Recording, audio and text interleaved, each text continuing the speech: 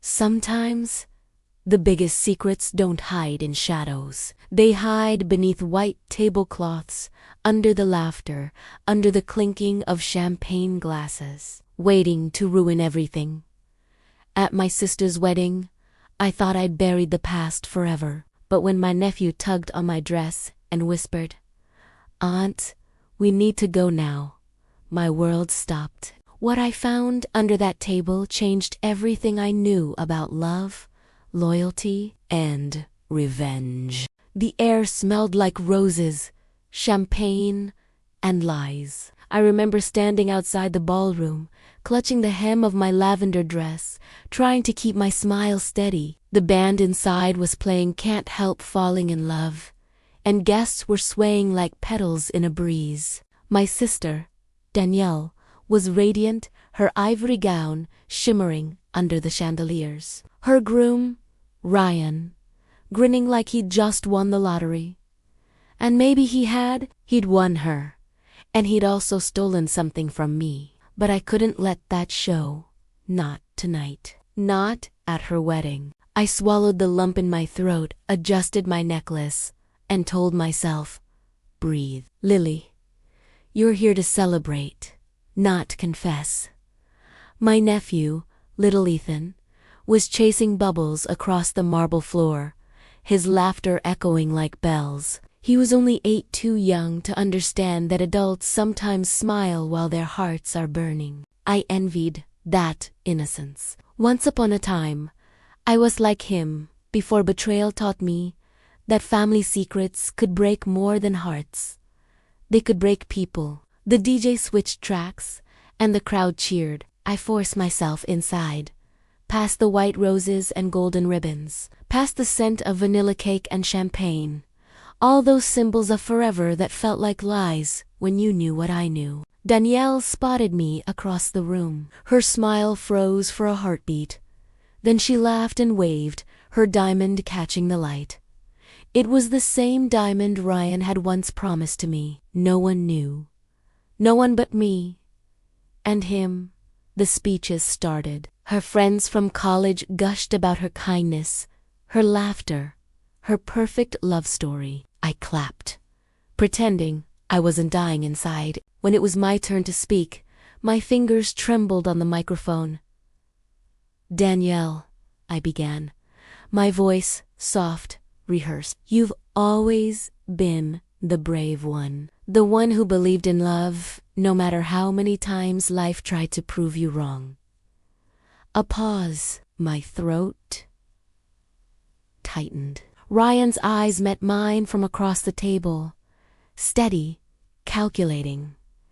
He didn't look nervous. That's what made it worse. I smiled.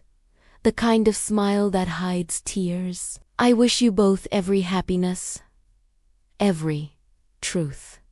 The guests clapped. Danielle was glowing. Ryan raised his glass. I wanted to throw mine. Instead, I drank. Later, as the night deepened and laughter filled the hall, I found myself sitting at the edge of the dance floor, watching Ryan twirl my sister like a prince. The band was playing something romantic, but all I could hear was the sound of my heartbeat, heavy, uneven, unforgiving. "Are you okay, Aunt Lily?" It was Ethan. His small hand tugged at my sleeve. I smiled down at him, brushing his hair back. "Of course, sweetheart. Why wouldn't I be?" He frowned, whispering, "Because you're crying." I hadn't realized it. Tears had slipped down without permission. I wiped them quickly and laughed. "Just happy tears, honey." He nodded solemnly. But kids notice things adults don't. That's when he whispered it. Quiet, urgent. "Aunt Lily, we need to go now." My heart skipped. "What? Why?" He looked frightened. His little hand pointed under the long banquet table beside us, the one covered in white lace cloth, surrounded by empty chairs. "Because someone's under there." I froze. "Under the table." He nodded again. I saw feet, and they're moving. The ballroom suddenly felt smaller, louder. My breath caught as I crouched slightly, pretending to tie my shoe, and peeked beneath the tablecloth. At first, I saw only shadows. Then I saw movement, 2 figures. Hidden, too close. My blood turned to ice. A man's black dress shoes, a woman's heel. Their legs tangled together. Her laugh muffled, familiar. Too familiar. I leaned closer, my hands trembling. One glimpse of that bracelet, the same diamond charm ID given Danielle last Christmas, and everything inside me shattered, because the man between her legs was Ryan. I stumbled back, knocking over a glass. The laughter around me blurred into static. The music swelled, oblivious, as if mocking me. Ethan's tiny voice trembled. "Aunt Lily? Are you okay?" I forced a smile, the kind that hurts. "Yes, baby. Let's get some air." We slipped out into the hallway, past the waiters carrying trays of champagne, past the laughter that suddenly felt cruel. My chest was tight. The walls seemed to close in. I leaned against a column, breathing hard, trying to erase the image that wouldn't leave me. Ryan, Danielle, under the table, on her wedding night. How could she? How could he? But deep down, I already knew the answer, because love wasn't what brought them together. Revenge was. That night, after everyone had gone home, and the fairy lights flickered over the empty dance floor, I stayed behind. Alone. The staff cleaned around me, sweeping away petals, laughter, and lies. I poured myself another glass of wine, watching my reflection in the glass doors. The woman staring back at me wasn't the Lily everyone knew. She wasn't the soft-spoken sister, the good aunt, the forgiving one. She was something else now. Something colder, and for the first time in years. She didn't feel broken. She felt dangerous. Outside, the wind picked up. I could hear the faint echo of Ryan's laugh in the distance. The same laugh that used to make me melt. Now, it made my skin crawl. I whispered into the empty ballroom. "You should have buried me when you had the chance." Because he had once tried, not literally, but in every way that mattered. He'd ruined my career, stolen my ideas, and humiliated me. I thought he'd destroyed me for good, until Danielle fell in love with him. Now, I saw the truth. This wasn't love. It was a setup, and I was the mark, but not anymore. When I finally got home that night, I opened my old box of letters, the ones Ryan had written to me years ago when we were together. Every word now read like poison, every promise like a lie. At the bottom of the box was something else. The flash drive, the one I thought I'd deleted. I plugged it in. The screen blinked. And there it was, the proof of what Ryan had done. The corporate documents he'd stolen from my old firm, the deals he'd faked under my name, the signatures he'd forged. It all came back in a rush. The scandal, the suspension, the humiliation that forced me to quit my job and disappear. I thought I'd moved on. But that night, at the wedding, fate reminded me, some debts never go unpaid. I clicked. Save. Then I smiled. The real kind. The dangerous kind. "Let's play, Ryan," I whispered. "You ruined my life once. This time, I'll ruin yours." I didn't sleep that night. The city outside my window was silent, except for the occasional hum of a car. The kind that reminds you the world goes on, even when yours has stopped. I stared at my reflection in the mirror. Mascara smudged, lipstick faded, eyes red. The woman stared back. Wasn't T the same one who had woken up that morning believing her sister was the luckiest bride alive? No. That woman was dead. This new version of me. She didn't cry. She calculated. I whispered to my reflection, "You've been the victim long enough." The mirror didn't answer, but it didn't have to. I could already hear the echo of my own resolve. Revenge wasn't a word anymore. It was a pulse. By morning, I'd scrubbed away the remnants of last night's tears. I wore beige, neat, polite, the kind of color that doesn't raise suspicion. My voice, too, was steady. Because if you want to destroy someone, you don't attack them when they expect it. You smile first. You make them trust you again. And I was going to make both of them, my sister and my ex, trust me completely. I texted Danielle around noon. "Hey sis, last night was beautiful. You looked stunning. Let's do brunch this week." A few seconds later, those familiar dots appeared. "Oh, Lily, I was hoping we'd talk soon. I know things have been complicated. But I'm so glad you came. Ryan was worried you'd feel weird. He misses your friendship." My fingers hovered over the phone. Friendship. The word burned. But my reply was calm. "Tell him not to worry. We're a family now. I'd never hold a grudge." And I hit send. 3 days later, I walked into a little downtown cafe with yellow walls and too many plants. Danielle's favorite place. She was already there, wearing oversized sunglasses and sipping her caramel latte like a movie star. "Lily," she waved, standing to hug me. Her perfume, vanilla and sugar, filled my lungs. For a moment, I almost forgot why I hated her. Almost. We sat, talked, laughed.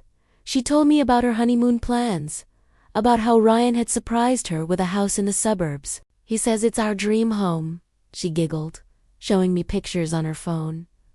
My stomach twisted. The house was one I'd wanted to buy 2 years ago, the one Ryan and I had toured together before he ghosted me. I smiled anyway. "It's perfect, Donnie. You deserve it." She reached across the table and squeezed my hand. "I know things ended weird between you and Ryan, but I'm really glad you're here today. I missed my sister." Sister. The word cut like glass. "I missed you too," I lead softly. That afternoon, when I got home, I opened my laptop and created a new folder on my desktop. Title: Operation Lace. Inside it, I began to build.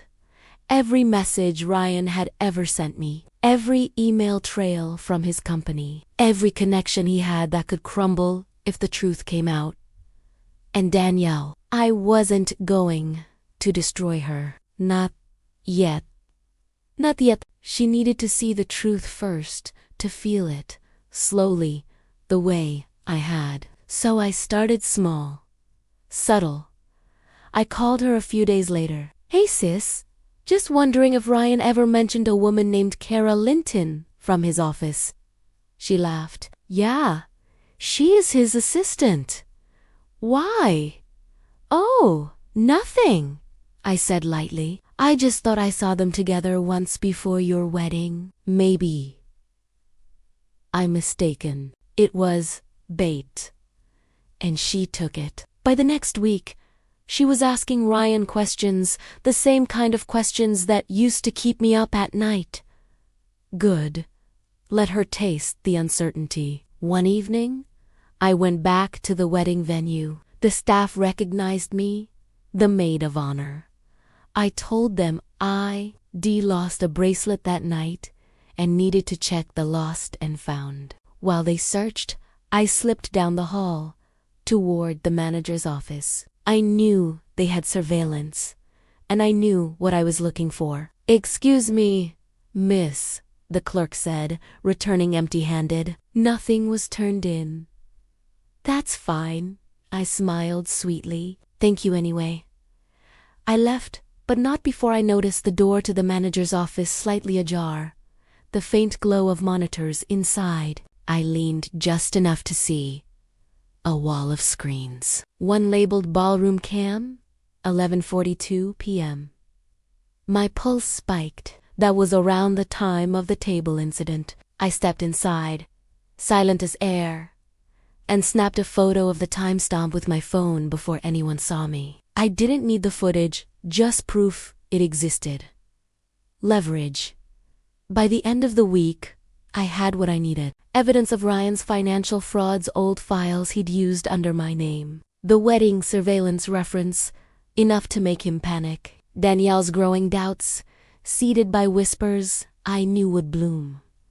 But revenge isn't just about destroying someone. It's about timing, and timing is everything. One night, while scrolling through my phone, I came across an old video.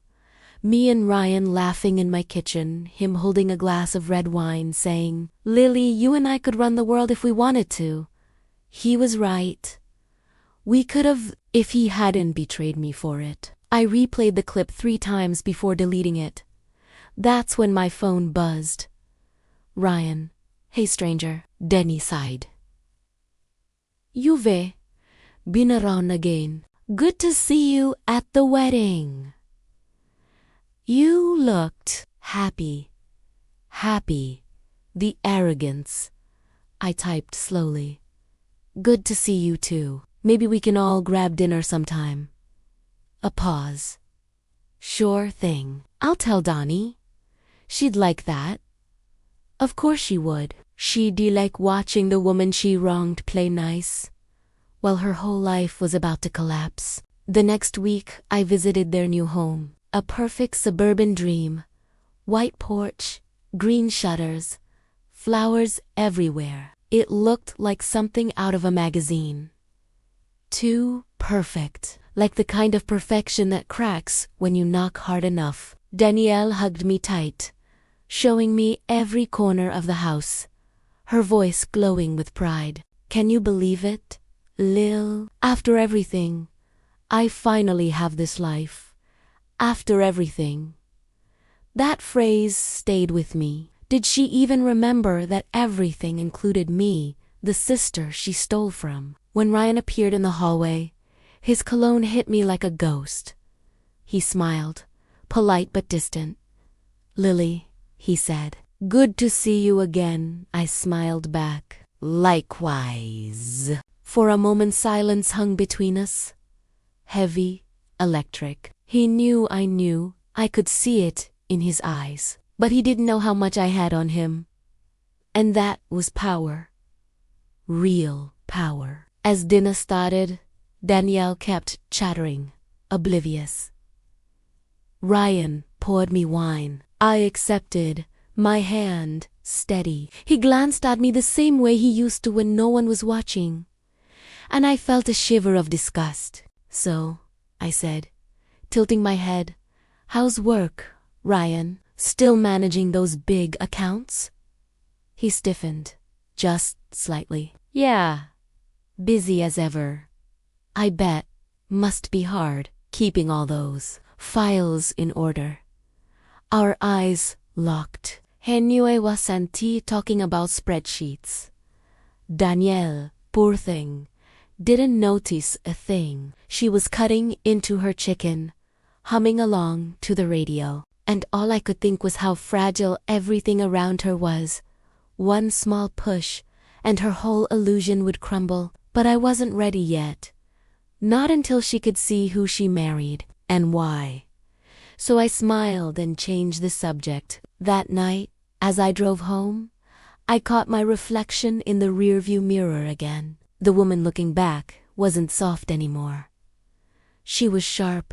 She was awake. And for the first time, she wasn't scared of the dark. I whispered, "Phase 1, complete." The mirror didn't answer, but the faint curve of my own smile told me everything I needed to know. I was just getting started. They say, revenge should be served cold. But I wanted mine to burn, slow and silent, like a candle that never goes out. Days turned into weeks, and I played my role perfectly. The forgiving sister, the loving aunt, the bigger person everyone admired. Danielle bought it completely. She called me every day about recipes, about garden colors, about Ryan's little habits. She said she was grateful we were close again. It means a lot. Lily, she'd say, you've changed. You're calmer. If only she knew. Every Sunday, I visited their house, always with a smile, always with gifts. I helped decorate their patio, brought cookies for Ethan, and made sure Ryan saw me laughing with his wife. Every gesture was deliberate, every laugh calculated. I wasn't just part of their life again. I was becoming the glue, holding it together. And once they depended on me, I'd start pulling it apart. One afternoon, I arrived early. Danielle was still getting ready upstairs, so Ryan and I were alone in the kitchen. The sunlight hit his face just right enough to remind me why I once loved him, and why I now wanted to ruin him. He was slicing lemons when I said softly, "Do you ever think about the past, Ryan?" He froze for half a second, then smiled without looking up. "Not really. No point in digging it up." I stepped closer. Some things stay buried. Others find their way back. He finally looked at me, knife still in hand. "Is that a threat?" I smiled sweetly. "Just an observation." Danielle's voice floated down the stairs. "Lily, you're early?" Ryan looked away, his jaw tight. "You always had a flair for drama," he muttered. I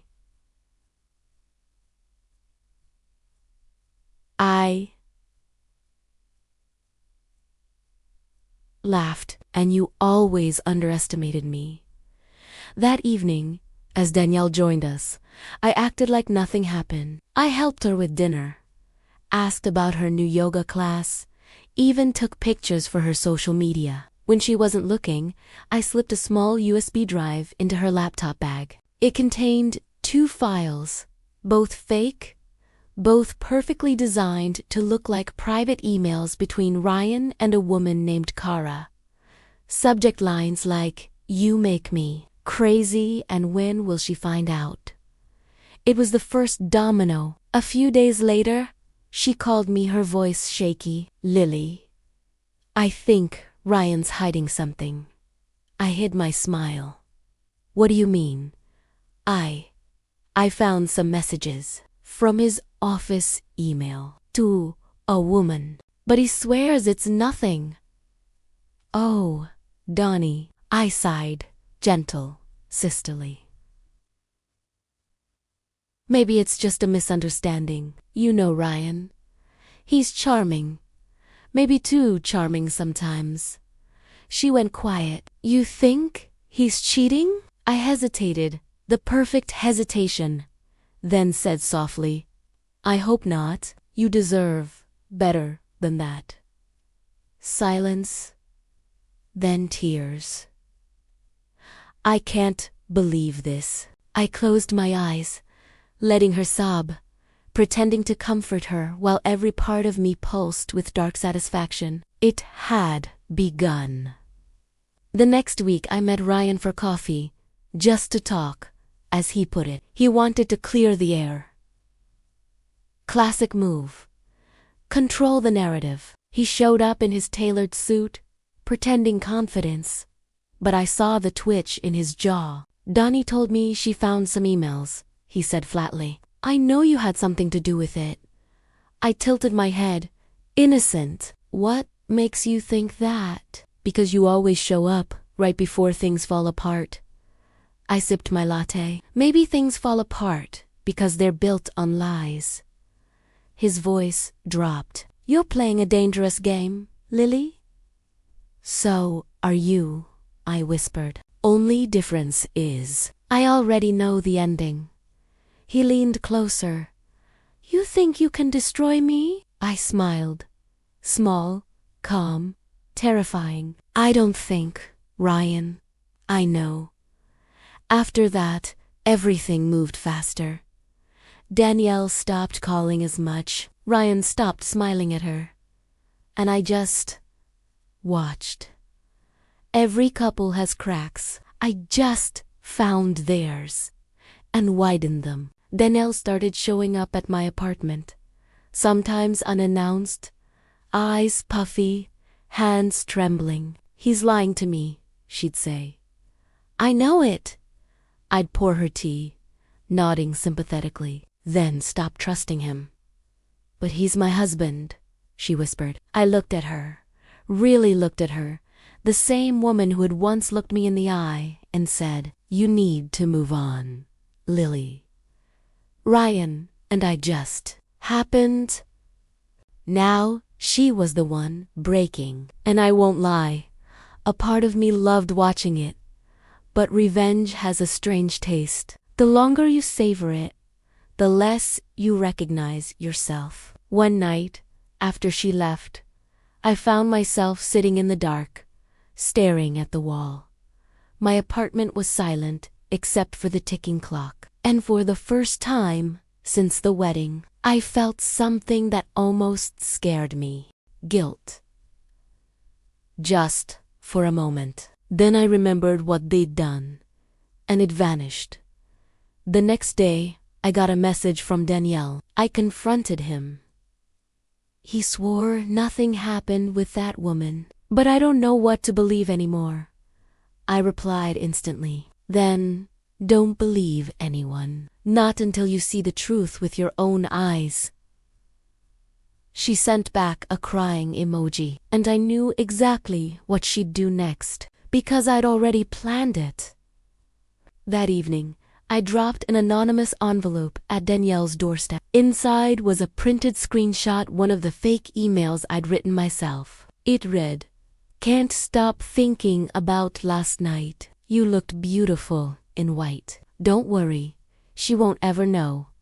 It was signed R. She'd recognize his signature anywhere. By morning, her world would start to collapse exactly like mine had years ago. But here's the thing about revenge. It's never clean. It always leaves blood on your own hands too. When Danielle called me that night, sobbing uncontrollably, saying she didn't know what to do, my heart actually ached. Not out of love, but out of memory. Because once upon a time, that was me. Come over, I told her gently. We'll talk. We'll fix this. I promise. And as I hung up, I caught my reflection in the window, my eyes hollow, my smile soft. The perfect sister? The perfect liar. Later that night, as she slept on my couch, her makeup smeared, I watched her. The same woman who had betrayed me was now curled up like a child, whispering his name in her sleep. I could have ended it right there. Told her the truth, ended the game. But I didn't. Because I wasn't done yet. Not until they both understood what it meant to lose everything. Not until I decided when the story ends. Revenge is like perfume, intoxicating, invisible, and dangerous. We're too much of it, and it clings to you forever. For weeks, everything unfolded exactly as I planned. Danielle doubted him.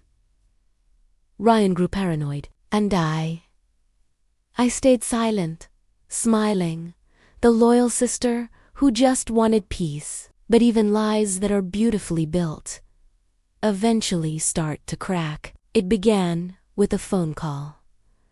Lily. Danielle's voice was trembling. I think he's watching me. I frowned, trying not to sound too eager. Who? Ryan? He keeps checking my phone, asking where I go. Last night, he followed me when I went for a walk. When I asked why, he said he didn't trust me anymore. She paused, whispering, "It's like he's not the same person."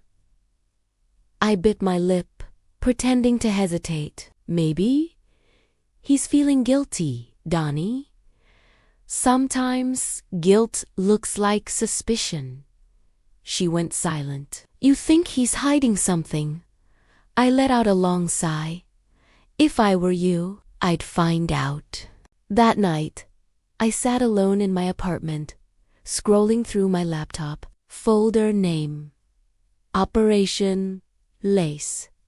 Subfolder: Final Phase. Inside were 3 items. The fake emails between Ryan and Kara. Screenshots of Ryan's financial forgeries from years ago. A copy of the wedding surveillance timestamp. The one labeled Ballroom Cam, 11:42 p.m. The one that could destroy him completely. I stared at it for a long time. I could end everything tonight. Send it all to Danielle.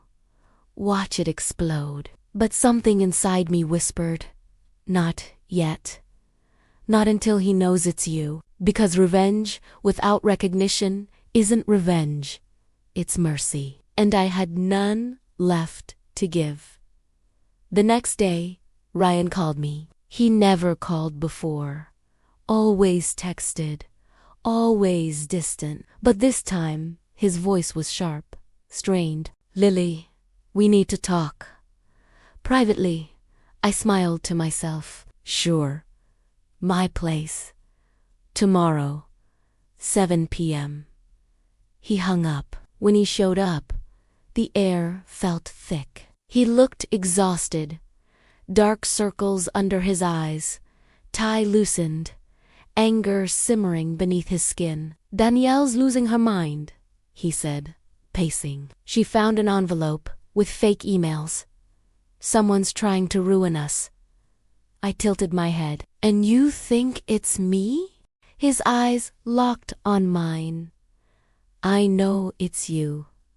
Do you? I asked quietly. He slammed his hand on the table. What do you want, Lily? Money? Revenge?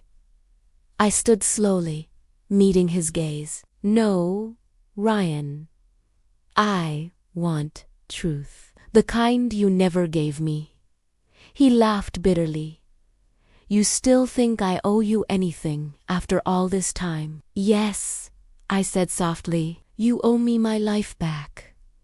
He stepped closer. You think you're some kind of avenging angel? You're just jealous. Danielle moved on. I moved on. You couldn't handle it. I smiled, calm, steady. If that helps you sleep at night, keep believing it. Then I handed him a small envelope. Inside, a photo of the flash drive. His expression changed instantly. What is this? He hissed. Everything, I said. Every file you forged. Every document you stole under my name. You framed me once, remember? Now I get to decide if the world finds out. He looked pale. You wouldn't. I leaned in, whispering, I already did. His face drained of color. I walked past him, toward the door. Tell Danielle, I said hi. And then I left him standing there, shaking. The next morning, I woke up to chaos. My phone buzzed, non-stop calls from Danielle. Texts from unknown numbers. The first message I opened made my stomach drop. You sent her everything, didn't you? Ryan, then another. I can't believe you, Lily. You're sick. Danielle, my plan had worked, but it worked too fast. Because I hadn't sent her anything yet. Someone else had. I rushed to my laptop. The flash drive was still in my drawer, untouched. But when I opened my email, I saw it an anonymous message sent from my account. Subject: Truth about Ryan attachment. The files. Someone had hacked me. No, not someone. Ryan. He must have found a way to access my old files after last night. He'd taken the drive, twisted the story, and made it look like I was framing him again, just like before. For a moment, I couldn't breathe. Everything I'd built, every piece of my perfect plan was unraveling. By noon, my doorbell rang. Danielle stood there, makeup smeared, eyes full of fury. "How could you?" she screamed. "Dana, listen to me. You ruined everything. Ryan told me what you did. You're obsessed with us. You hacked his accounts. You made those fake emails." "I didn't," I began, but she shoved me back. "You're sick, Lily. You always have been. You can't stand seeing me happy." And then she said it, the one thing that made me snap. "You never moved on from him, did you?" My chest burned. "You took everything from me, Danielle. My name, my career, my love." Her eyes filled with tears. "Because you never deserved any of it." The words hung there, sharp, final. She turned and left. And for the first time since the wedding, I broke. That night, I sat on the floor surrounded by the pieces of my plan. The files, the fake letters, the photos, all of it meaningless now. I'd wanted justice. But somewhere along the line, I'd become the villain in their story. Still, villains have one advantage. They don't give up. They adapt. So I wiped my tears, opened my laptop, and started again. This time, no fake files, no manipulation, just the truth, the real truth, the one that could destroy Ryan permanently. Because I wasn't just going to expose his lies, I was going to bury him with them. I began sending emails to his investors. Real evidence this time. The documents he'd forged years ago. The trail that led straight to his company's offshore accounts. One click at a time, his empire began to crumble. By dawn, my inbox was full of replies. "We need to talk immediately. This is serious. Ms. Carter, thank you for coming forward. If this is true, he's finished." I smiled through tears. He wanted war. Now, he had it. But as the sun rose, another message arrived from an address I didn't recognize. "You started this, Lily.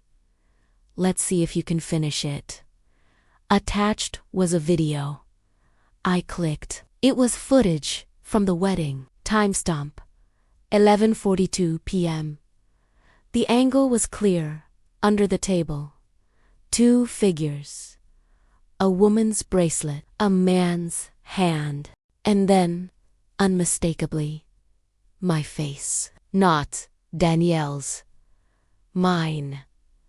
My stomach turned to ice. The video was edited. Twisted. Ryan had spliced it, replaced her face with mine. He was framing me again.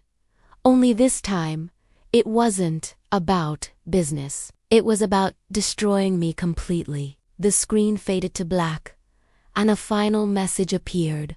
"You wanted revenge. Now it's your turn to watch your life burn." I stared at it until my reflection appeared in the screen again, pale, hollow-eyed, trembling. The hunter had just become the hunted. And somewhere deep inside me, I realized something terrifying. Revenge had a cost, and I was finally about to pay it. When a liar fights a liar, truth becomes the first casualty. I learned that the hard way. By the time the sun rose that morning, my phone wouldn't stop ringing reporters, ex-colleagues, Old friends, someone had leaked the video. The fake one, the one showing me under that wedding table. With Ryan. The internet was eating it alive. Ex-girlfriend caught seducing sister's husband on wedding night. Family scandal turns viral. Who is Lily Carter? And why did she do it? My name, my face, everywhere. Again. Just like years ago, when Ryan framed me for the corporate fraud that ruined my career. I thought I was prepared for this. I wasn't. I sat in my apartment, curtains drawn, phone buzzing endlessly. Each notification felt like a slap. Voicemail: Danielle. I don't even know who you are anymore. You disgust me. Text: unknown. Homewrecker. Email: news agency. We'd like a comment before publishing the story. Ms. Carter. And somewhere in between the chaos, one message stood out. You wanted war, Lily. Consider this my reply. Ryan. For the first time in months, I felt it, fear, not of what he could do to me, but of what I could become if I kept going. Because a small part of me wanted to burn everything down, even if it meant burning myself with it. I closed my laptop and stared at the wall. This was no longer revenge. It was survival. That night, someone knocked on my door. I hesitated, heart pounding. When I opened it, a man stood there, tall, early 40s, wearing a black coat and carrying a folder. Lily Carter. He asked. Yes. He handed me a card. Detective Raymond Holt, Financial Crimes Division. I need to ask you a few questions, he said. It's about Ryan Walters. Of course it was. We sat in silence as he opened his folder. Miss Carter, we've received multiple reports of embezzlement and fraud tied to Mr. Walters' firm. We also received evidence from an anonymous source, files traced back to your email. Do you know anything about that? I swallowed hard. I sent those files, yes, but I wasn't the one who stole the money. He was. He studied me for a moment. You have proof. I slid the flash drive across the table. Everything's on there. Dates, signatures, transactions. He framed me years ago for the same thing. He nodded slowly. If what you're saying checks out, we'll need your cooperation. My cooperation? I asked, cautiously. He leaned forward. Help us build a case against him from the inside. The word inside stuck with me long after he left. Because to destroy Ryan now, I'd have to go deeper than ever before. I'd have to become part of his world again, and there was only one way to do that. Through Danielle. The next morning, I went to her house. She opened the door, but didn't they invite me in? Her eyes were swollen from crying, her voice cold. What do you want, Lily? I just need 5 minutes. She hesitated, anger warring with curiosity, then stepped aside. Inside, the house looked different. The flowers were dying. The photo of her and Ryan had fallen from the mantel. Even the air felt heavier. I looked at her. You don't have to believe me, Donnie. But that video is fake. Ryan made it. Stop lying, please. My voice cracked. Just look at me. You know me. Do you really believe I would do that to you? She looked down, silent. I took a breath. He's hiding money offshore. He used my name years ago. I have proof. Help me stop him. Her hands trembled. Why should I help you? Because he's lying to you too. Danielle didn't say anything for a long time. Then she whispered, If you're wrong, I'll never forgive you. I know, I said. And if I'm right, You'll never forgive him.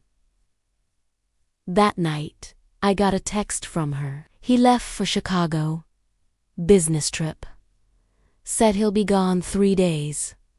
Perfect. It was time to go inside. The next morning, I met Detective Holt at a diner on the east side. I handed him a small notebook filled with names, dates, and codes I'd memorized back when Ryan and I worked together. He skimmed through it. This could bury him. I nodded. But he'll see it coming. He's paranoid now. If he suspects anything, he'll cover his tracks. So we make him think he's winning, Holt said. I smiled faintly. That's my specialty. That evening, I drove to Ryan's office building. His assistant, the same one from years ago, Kara, still worked there. I'd called her earlier, pretending I was helping Ryan with a client issue. When she saw me, her expression softened with recognition. Lily? Wow, it's been ages. Yeah, I smiled. I'm working with Ryan again. He wanted me to grab some files. She didn't question it. People rarely do when you sound confident enough. I walked straight into his glass office. The view of downtown shimmered behind me. On his desk, neat folders, whiskey glass, framed photos of him and Danielle. The perfect mask. I plugged in a small drive and began copying data.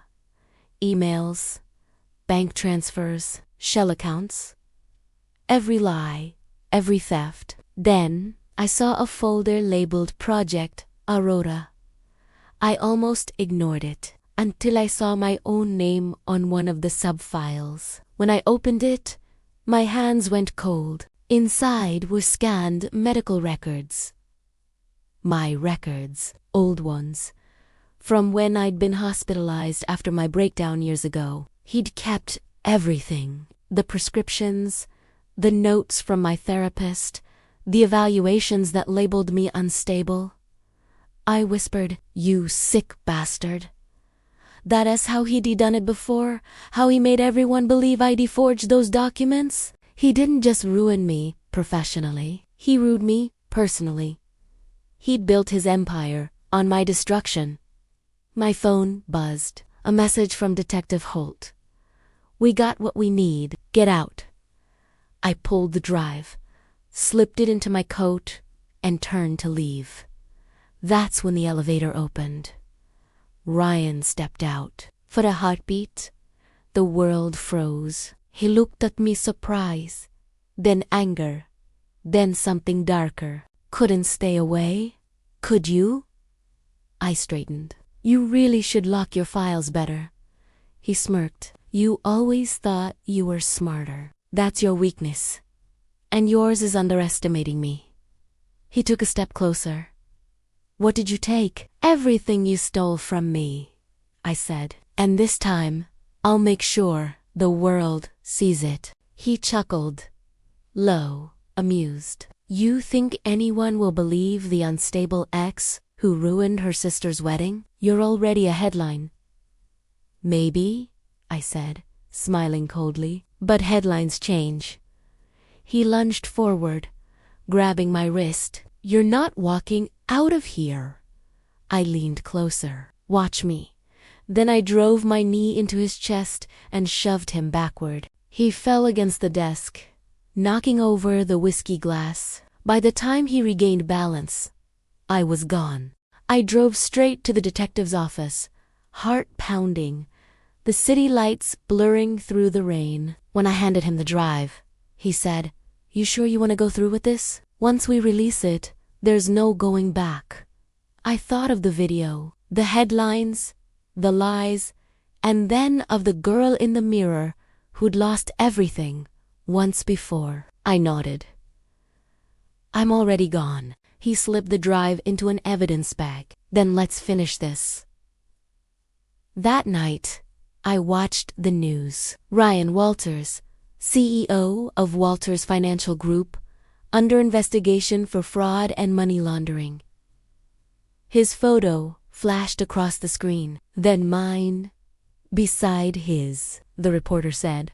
Whistleblower Lily Carter provided the evidence that led to the investigation. Walters is currently in custody. For the first time in years, I exhaled, but the relief didn't last. A few hours later, I got another text from an unknown number. You really thought this was over. Check your sister's voicemail. My blood ran cold. I called Danielle. No answer. Then I played the voicemail. Her voice came through shaky, terrified. Lily, he knows everything. You have to. A loud crash. Screaming. Silence. The line went dead. I froze, staring at the phone, breath caught in my throat. Ryan was in custody. So who was in that house? The night was quiet. Too quiet. Rain tapped against my windshield as I sped down the dark road to Danielle's house, the voicemail replaying in my mind over and over. Lily. He knows everything. You have to. Crash. Screaming. Silence. Every word felt like a knife turning in my chest. Ryan was supposed to be in custody. So, who had gone after her? When I reached the house, the front door was open. One hinge hung loose. Inside, the lights flickered, one by one, as if the house itself was holding its breath. Danielle, I called, my voice echoing. No answer.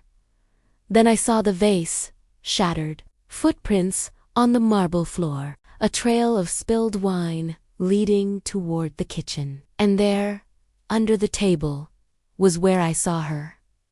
Not like before, not laughing, but lying still. I ran to her, my heart hammering so hard it hurt. Donnie, Donnie, please wake up. She groaned faintly, eyes fluttering open.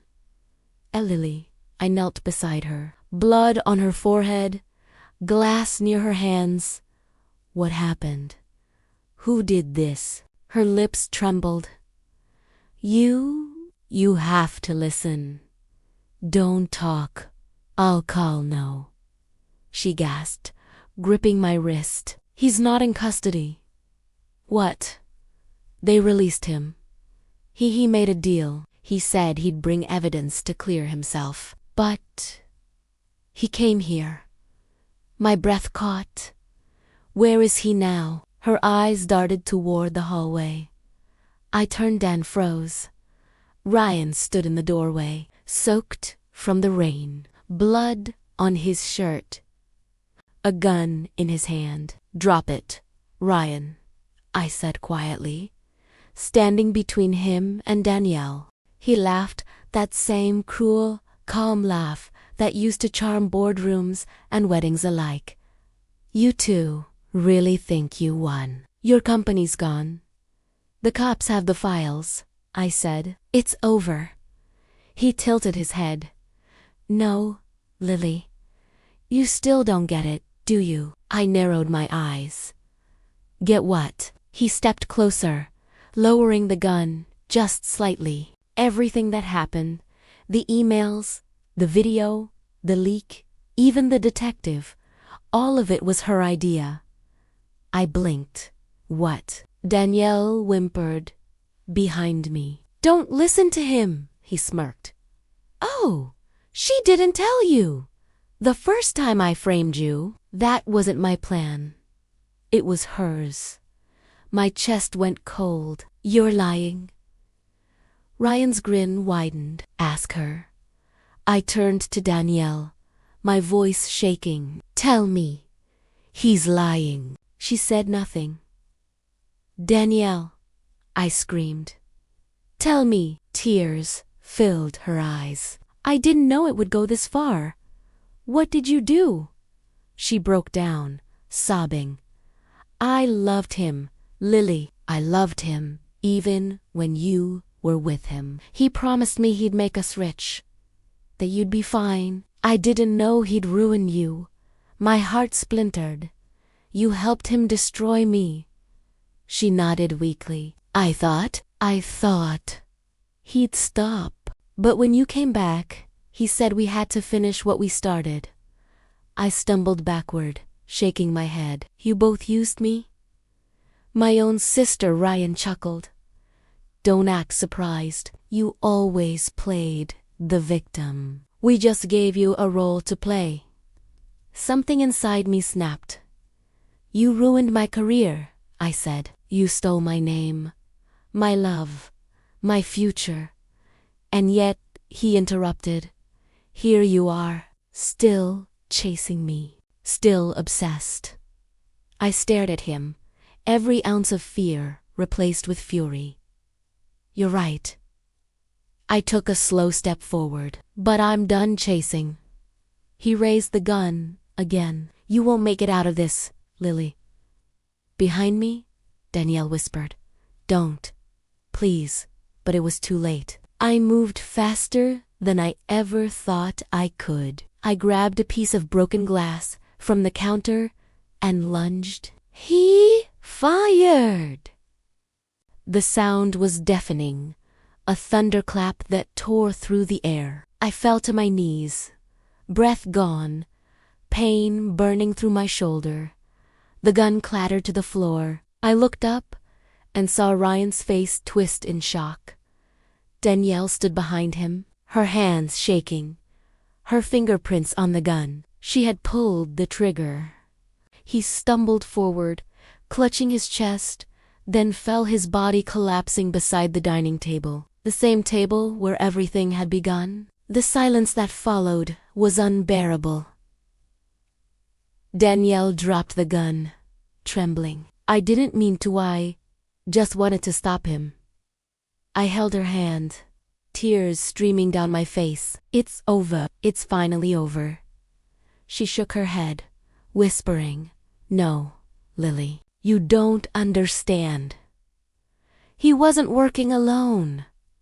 What? She reached into her pocket and pulled out a phone, cracked, blood-smeared. Someone else wanted you gone. He said Ryan was just the beginning. I took the phone, my hands trembling. On the screen, a message. Phase to complete. Proceed to remove the witness. The sender's name made my stomach drop. Detective Holt. I froze. The detective. The one who'd helped me. The one who said he'd bring Ryan down. He was working with him all along. I whispered, Oh my God. Danielle's voice broke. He's coming back. Lily. He said if Ryan failed he would finish it. Outside, headlights swept across the window. A car. Stopping.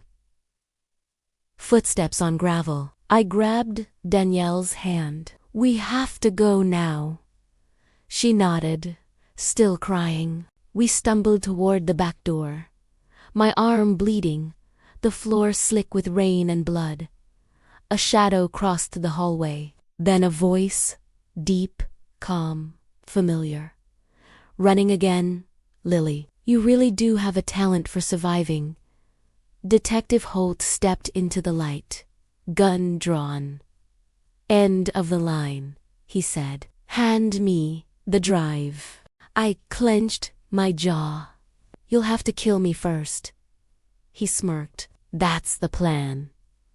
But before he could fire, Danielle grabbed a wine bottle from the counter and smashed it across his head. He fell, groaning, blood pouring from his temple. Go, she shouted. We ran out the back door, into the storm. Rain soaking our clothes, wind howling through the trees. The car was only a few yards away when I heard him behind us again, shouting, firing once, twice. Glass shattered. I pushed Danielle forward. Go. Don't stop. We dove inside, slammed the doors, and sped away. The world outside blurred into streaks of lightning and rain. We drove 4 miles until the city lights faded into countryside. Finally, Danielle whispered, What now? I looked at her. My sister. The same woman who had betrayed me, and then saved my life. The same woman who was all I had left. Now, I said softly, now we disappear. She nodded, silent. A few weeks later, the headlines changed again. Corrupt detective arrested in financial scandal, tied to Walter's case. Ryan Walters, death ruled self-defense. Whistleblower Lily Carter, cleared of all charges. Justice, they called it. But there est no justice in ashes, only what est left when the fire est done burning. I moved to a small town on the coast. Danielle joined therapy. Ethan lives with his grandparents. The world went quiet again, but sometimes, late at night, I still hear the echo of that wedding song, and I still see the tablecloth fluttering in the light, and I still wonder if revenge really set me free, or if it just built me a prettier cage, because every time I look in the mirror now, I don't see a victim. I don't see a hero. I see what revenge made of me. A ghost wearing my own face. The world has been quiet for a long time now. Sometimes the quiet feels like forgiveness. Other times it feels like punishment. I live by the sea now. No neighbors, no reporters, just wind, salt, and the slow rhythm of the waves that sound a little like breathing. The people in town know me only as Lily Moore, not Carter, not the woman from the scandal, just the lady who paints shells for the tourists and keeps mostly to herself. But every night, before I turn off the lamp, I open a drawer and read the same letter again. It isn't from anyone else. It's to me. Dear younger me, you won't believe me now, but the day everything burns is the day you finally start living. You'll think revenge will save you. It won't. It will teach you, though, what love isn't, what family can become, and how much of yourself you can lose trying to make someone else pay. You'll learn that justice isn't a courtroom or an apology. It's survival. You'll bury people who once swore they loved you. You'll walk away from the ashes with nothing but the truth. And that will be enough. And one day, when the nightmares soften into memories, you'll forgive one person, not them. You. Because that's the only revenge that lasts. Love. Lily.